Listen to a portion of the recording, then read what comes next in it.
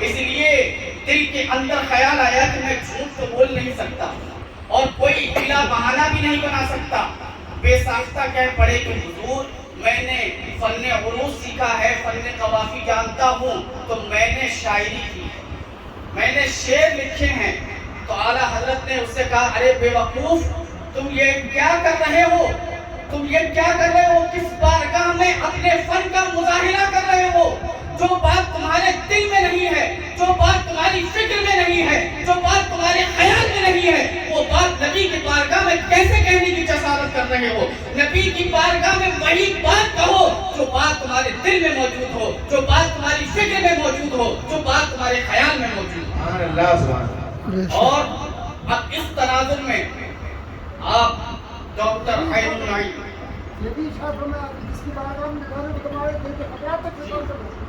جس بارگاہ میں تم الفاظ کی تم بندی پیش کر رہے ہو, وہ بارگاہ ایسی عظیم بارگاہ ہے کہ وہ دلوں کے خطرات سے بھی واقف ہیں, وہ دلوں کی حالات سے بھی واقف ہیں.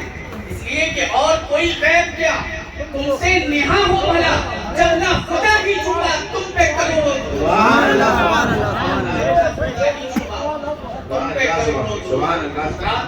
ہم جن کے عرش میں شدت کی سعادت حاصل کر رہے ہیں, انہوں نے بھی بارگاہ رسالت میں کلام لکھے. ایسے کلام لکھے ہیں, کہتے ہیں کہ مجھ کو طیبہ میں میرا آقا مل گیا, مجھ کو طیبہ میں آقا میرا مل گیا, صاحب جود و لطف و عطا مل گیا, صاحب جود و لطف و عطا مل گیا. اور جو آپ ارشاد فرماتے ہیں کہ بنامے حضرت محمد اس میں تخاطب نہیں, بنامے اسم تخاطب نہیں ہے, کہیں بنامے خدا کہیں بنامے رسول. یعنی یہ انداز پیش کیا ہے کہ پورے قرآن کے اندر آپ پورا قرآن پڑھ ڈالیں, کہیں پر رب نے اپنے محبوب کو اسم سے نہیں پکارا, کہیں بھی پکارا ہے یا ایھا النبی کہہ کر پکارا ہے, یا ایھا الرسول کہہ کر کے پکارا ہے, یا ایھا المزمل کہہ کر کے پکارا ہے, یا ایھا المدثر کہہ کر کے پکارا ہے. اور بڑی پیاری بات آپ نے ارشاد فرمائی کہ رسول سب رسول خدا بن کے آئے, رسول سب رسول خدا بن کے آئے, محمد حبیب خدا بن کے آئے, محمد حبیب خدا بن کے آئے. اور نہ جبریل جانے نہ صدیق جانے, نہ جبریل جانے نہ صدیق جانے. یہ اشارہ ہے حدیث پاک کی طرف, یا ابا بکر لم یعرفنی حقیقتاً غیر ربی, اے ابو بکر میری حقیقت کو کوئی نہیں جانتا, بس میں جانتا ہوں, میرا رب جانتا. نہ جبریل جانے نہ صدیق جانے, خدا جانتا ہے کہ کیا ہے محمد, خدا جانتا ہے کہ کیا ہے محمد. اور بڑا پیارا کلام یہ ہے کہ باعث محو فکر ہے, محو فکر ہے عذاب و ثواب میں, باعث محو فکر ہے عذاب و ثواب میں, عاصی تلاشے دامن رحمت مآب میں, عاصی تلاشے دامن رحمت مآب میں. اور عرض کرتے ہیں کہ الجھاؤ مت نکیرو, الجھاؤ مت نکیرو سوال و جواب میں, الجھاؤ مت نکیرو سوال و جواب میں. آیا ہوں دید رسالت مآب میں, آیا ہوں یہاں دید رسالت مآب میں. اور لا تقنطوا کا مژدہ مبارک ہو عاصیوں, لا تقنطوا کا مژدہ مبارک ہو عاصیوں, لے لو پناہ دامن رسالت مآب میں, لے لو پناہ دامن رسالت مآب میں.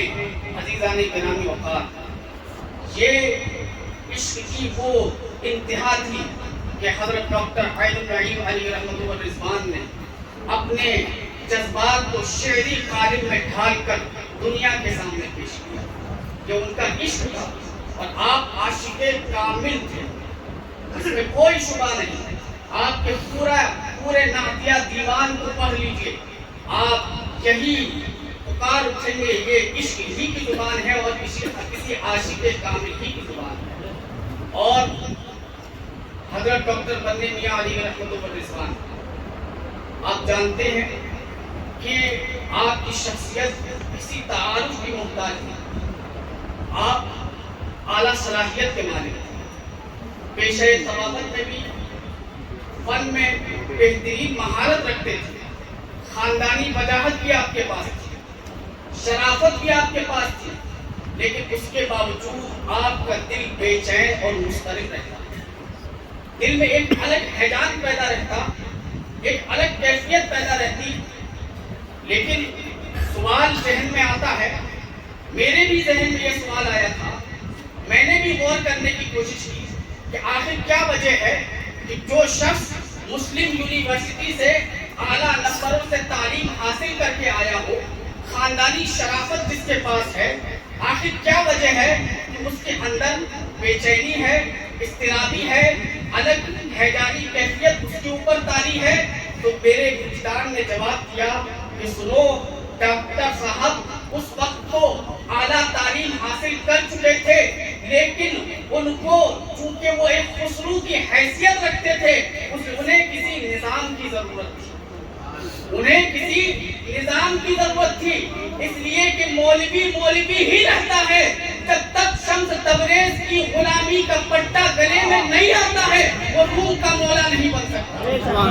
کیا کہا تھا کہ مولوی ہرگز نشد مولائے روم تا غلام شمس تبریزی نشد، مولوی ہی رہتا ہے، مولا نہیں بن سکتا، مولا اس وقت بنتا ہے جب روم کے شمس تبریز کی غلامی کا پٹا گلے میں آ جاتا ہے۔ جب آپ کے گلے میں خواجہ مصباح الحسن چشتی موجودی کی غلامی کا پٹا گلے میں آ گیا، وہ بے چینی بھی ختم ہو گئی، وہ اضطراب بھی ختم ہو گیا، اور یہی پکار کر کہا کہ مل گیا مجھ کو مل گیا دامن مصباح تجھے، اے نعیم اپنی قسمت پر اب تو ناز کرے، اے نعیم اپنی اب تو چمک اٹھے گی قسمت تیری، اے نعیم اب تو چمک اٹھے گی قسمت تیری۔ اور بڑی ہی آپ اپنی شیخ کی ذات میں فنا تھے، فنا فی الشیخ تھے۔ کیسے فنا فی الشیخ تھے؟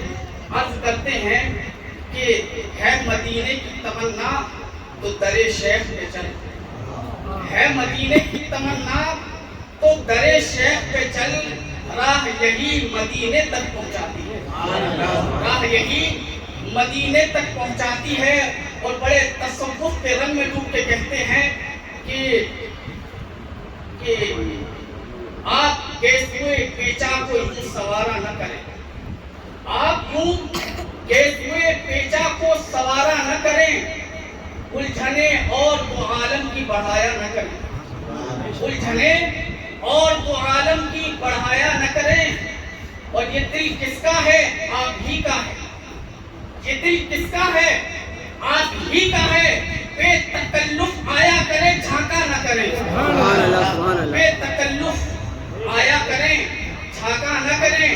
اور آج کرم مائل بکرم ہے پیرے وہاں، آج نعیم مائل بکرم ہے پیرے وہاں، ہم بھی ایسے ہیں، ہم بھی ایسے ہیں، ذرا جرأت رندہ نہ کریں، ہم بھی ایسے ہیں، ذرا جرأت رندہ نہ کریں۔ تو آپ نے اپنے کلام میں جا بجا اپنے شیخ کی تعریف فرمائی، اور تصوف کے رنگ میں ڈوب کر آپ نے اپنے اور یہ بھی پورے سلسلے سے وابستگان کو یہ پیغام دیا کہ میرے آقا کا فیض عام ہے اپنے غلاموں پر، میرے آقا کا فیض عام ہے اپنے غلاموں پر۔ کوئی محروم رہ جائے تو وہ محروم قسمت ہے، کوئی محروم رہ جائے تو وہ محروم قسمت ہے۔ اور میرے ساتھی کے اخلاق کریمانہ کا کیا کہنا، میرے ساتھی کے اخلاق کریمانہ کا کیا کہنا، ہر ایک محکش سمجھتا ہے لطف خاص مجھ پر، اخلاق کریمانہ کا کیا کہنا، ہر ایک محکش سمجھتا ہے کہ لطف خاص مجھ پر، جھکا مستی میں لیکن پائے ساتھی پہ میرا سر ہے، مبارک ہو یہ لفظ اوج پر اپنا مقدر ہے، مبارک ہو یہ لفظ اوج پر اپنا مقدر ہے، مبارک ہو یہ لفظ اوج پر اپنا مقدر ہے۔ آخر میں صرف ایک جملہ حضور صاحب سجادہ کا عرض کر کے میں اپنی جگہ لے لوں گا. حضور صاحب سجادہ نے ایک موقع پر ارشاد فرمایا کہ میں نے اپنے بزرگوں کی ملفوظات کو پڑھا اور ان کے حیات کو پڑھا, ان کی سوار عمری کو پڑھا, اور میں نے یہ پڑھا کہ فلاں شخص فلاں صاحب کی ذات میں فنا تھے. اگر میں نے کسی شخص کو اس منصب پر دیکھا ہے تو وہ ڈاکٹر صاحب کو دیکھا. ڈاکٹر صاحب کو دیکھا. نعرہ تکبیر, نعرہ رسالت, علماء اہل سنت, فیضان ڈاکٹر صاحب قبلہ, عرس ڈاکٹر صاحب قبلہ, حضور صاحب سجادہ. کہتے ہیں کہ عید کی تفریح سے مطلب نہیں مجھ کو, عید کی تفریح سے مطلب نہیں مجھ کو, یار کی جلوہ نمائی ہے دل کے کاشانے کی عید. یار کی جلوہ نمائی ہے دل کے کاشانے کی عید. اور بڑا ہی ناز والا شعر ارشاد فرماتے ہیں کہ مجھ کو کیا غم شیخ جی اپنے ہو جب عین النعیم. مجھ کو کیا غم اپنے